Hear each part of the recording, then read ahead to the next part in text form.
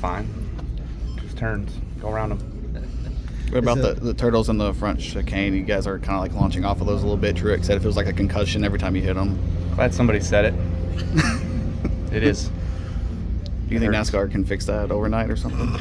No. How's the line corner? It seems like going up towards turn 6. It seems like you're going uphill, going into a braking zone. Yeah, I mean it's uphill. As you crest the hill, that's sort of where you get out of the gas to brake a little bit, and it is blind on the downside. So you're kind of trying to figure out where to aim, where to shoot, and I haven't quite figured it all out yet. I screwed up my qualifying lap over there, so probably cost us a top 10 spot. But it's just going to be about repetitious motions and being able to go through the race and continue to find that momentum and that rhythm over there. A lot of drivers have said that they expect it to be chaotic on Sunday. What is your thoughts on that? I mean, it's a dive bomb spot, so I'd imagine that there will be some of that, some contact over there for sure. And it seems like if you just kind of roll the outside as the outside guy, you can probably clear the inside guy because he's got to pinch it so tight. So I don't even know if it's a passing zone. Are restarts going to be much different with the tighter chicane, front stretch chicane? We told him last year it was a problem and we needed to go back to the restart zone on the oval. How'd that work out? Still where it was last year, so yep. It's going to be tough. It's going to be very tough, yeah.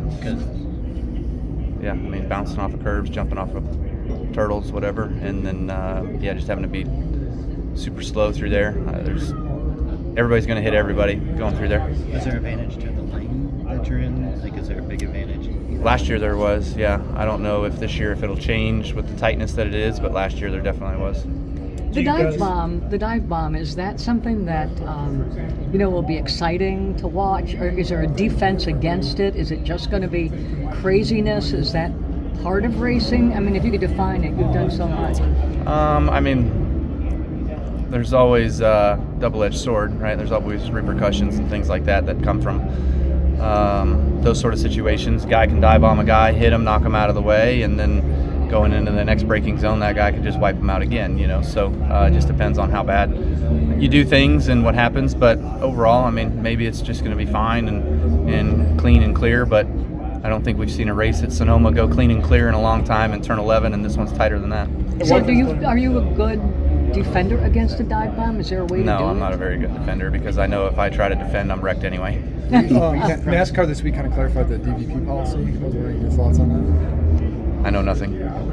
Were you surprised Blake went with you when you pulled down the line? I mean, maybe it was a little bit early, but I was like, man, we got 2 rows we got to clear. I'm like, let's start building the run off of 2 and take the momentum off the top down the backstretch and have if me and whoever was behind the 43, I think it was the 7, if us 3 could have connected down the back, and then that would have drugged the 2 in front of me backwards, and we could have been, 3 wide. But the top never works when everybody's running wide open, so they were probably just scared of that. So you're literally in a box to try to go win a race. I would have been obviously better off of just riding in line than trying to make a move and just waiting to see if they crash in the tri-oval or wherever and miss the crash to try to be the first one to the start-finish line. But otherwise, you're just going to finish 5th. And so for me, what's the difference between 5th and 20th? Nothing. It's all about a win right now.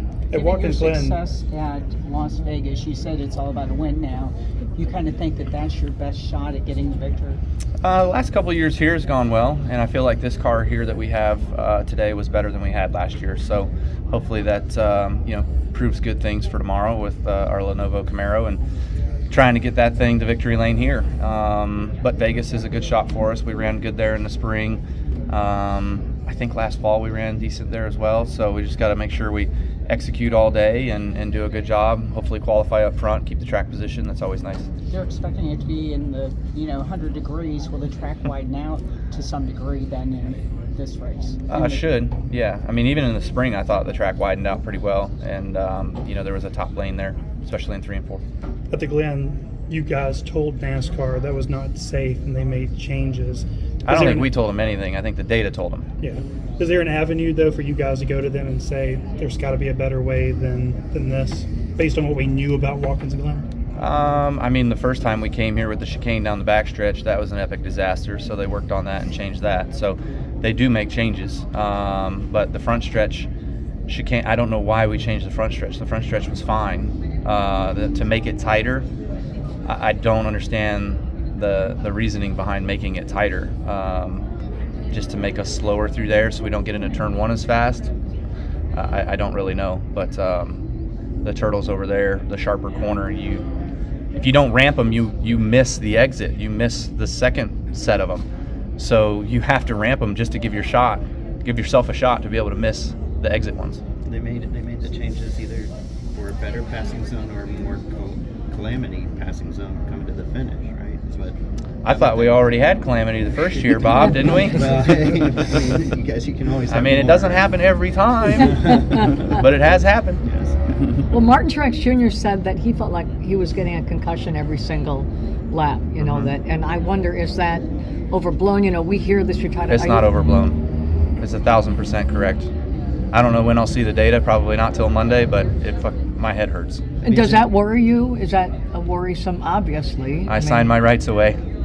Wow. All right, last question, guys. Is that just similar to the Glen, or is it not similar to the Glen as far as the kind of way It's your head yeah. goes? I actually here I think it's a sharper, faster hit, but it's one versus the old bus stop at Watkins Glen. It would be 3 of them going through there. You know what I mean? Mm-hmm. Yeah, it's more violent here. More violent here, but more often, or more back Just to once. back at the Glen. Correct. This is Custom Patch Hats. But what makes us custom? Well, that actually begins with you. We're just bringing your unique vision to life. No knockoffs, no lookalikes. Your design is one of a kind. We know hats, we know design, and we know quality. The proof? It's in our production. Hand-stitched with precision and care, with brands you know and trust. A one-of-a-kind patch deserves a one-of-a-kind treatment, all the way to your doorstep. It's how we keep it custom. Steven Stump of Frontstretch.com here. Come back for more great racing videos, and if you like us, don't forget to hit that subscribe button.